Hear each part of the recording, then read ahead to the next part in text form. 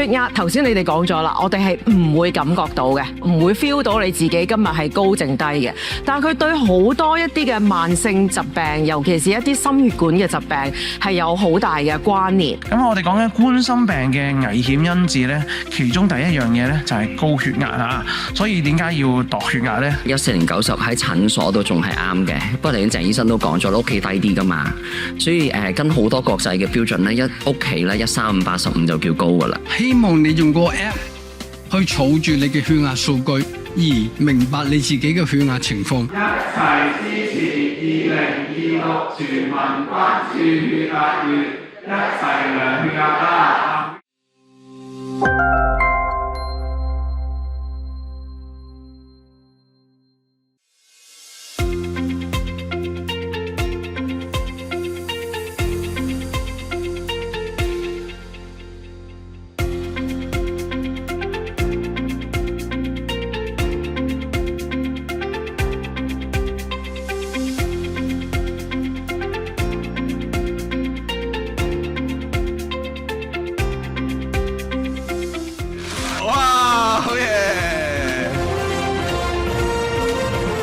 大家只要有決心咧，就會擊破高血壓咁樣嘅。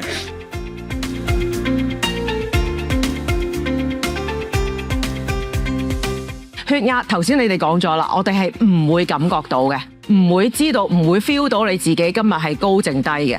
但係佢對好多一啲嘅慢性疾病，尤其是一啲心血管嘅疾病，係有好大嘅關聯。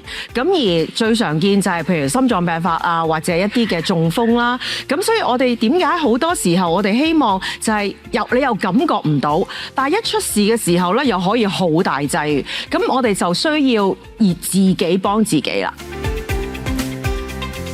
呢啲就係啲好好味嘅嘢食啦，嚇鵝肝啊、和牛啊、東坡肉啊咁樣樣啦。咁但係佢嘅共通點咧，雖然係好食，但係佢哋都係好油膩同埋好高膽固醇嘅。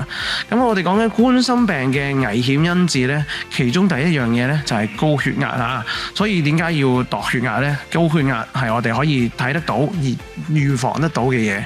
咁當然另外有啲嘅食煙啊、糖尿病啊、唔夠運動啊、膽固醇過高啊、酗酒啊呢啲咁嘅情況咧，都係可以控制同避免嘅。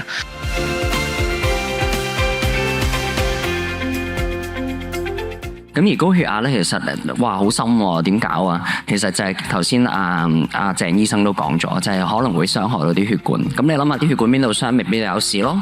嚇，譬如你上咗個腦嗰度啲血管有事，咁咪中風啊、蠢啲啊，我哋叫失智症啦，可能個心有事，咁咪心臟病發啊、心衰竭啊，嚇。佢性器官嗰度有問題，可能我對嗰個胎兒冇咁好，可能嗰個性功能會下降。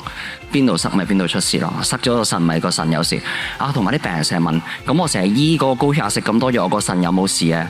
其實啲藥從來都係保護你個腎嘅，真係整壞你個腎係因為你去腎個血管傷咗啊嘛，你去腎個血管塞咗，咁啊梗係腎衰竭啦。香港8-9成嘅即係腎衰竭唔係高血壓就糖尿噶啦。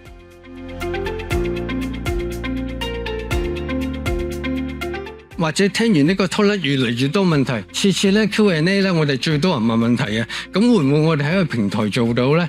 其實可以嘅。